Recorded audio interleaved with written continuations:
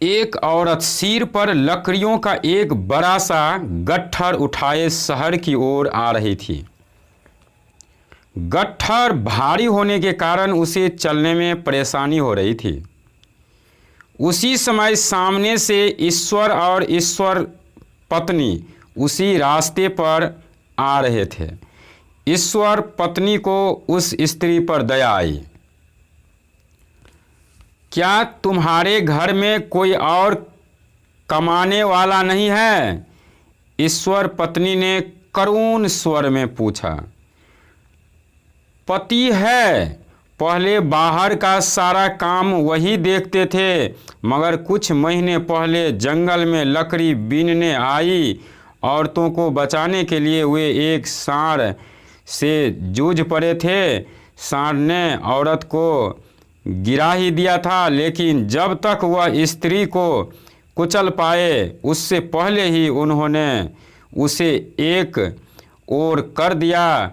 इस पर सांड झल्लाकर मेरे पति पर ही टूट पड़ा और उनके संभलने से पहले ही उसने उन्हें अपने सींगों पर उठाकर पटक दिया। घायल अवस्था में भी वे सांड से उस समय तक जूझते रहे जब तक कि वह हार मानकर वहां से भाग न गया। उस लड़ाई में उनका एक पैर खराब हो गया।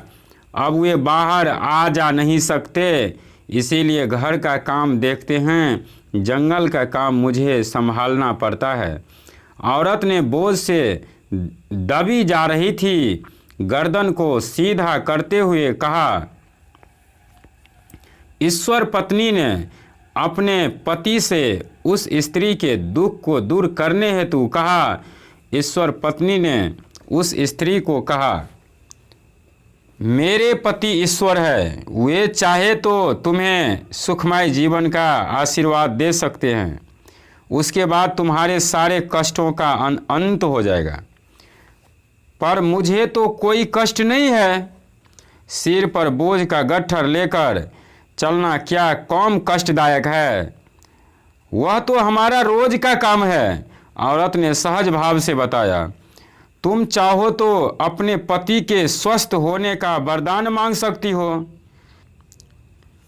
उनकी पत्नी होने के नाते मैं तो यही चाहती हूँ कि वे जल्दी से जल्दी पहले की तरह स्वस्थ होकर चलने लगे, इलाज के लिए ज़रूरी रकम जुटा सकें।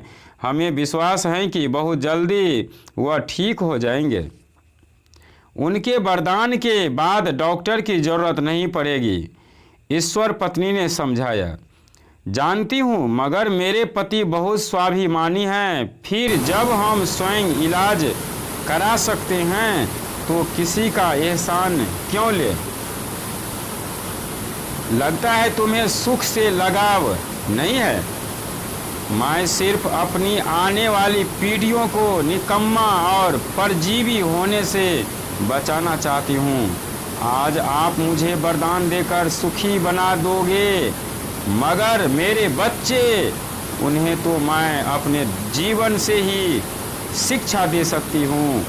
बच्चों के पिता का कहना है कि मृत्यु लोक में मिट्टी ही हमारा कल्याण कर सकती है और स्वर्ग में जहाँ का राजा बदचलन हो, जो पराई स्त्री को स्त्री न समझता हो, नग्न अप्सराओं का नाच जिसके लिए प्रतिष्ठा का विषय हो, वहाँ के बारे में सोचना भी क्या?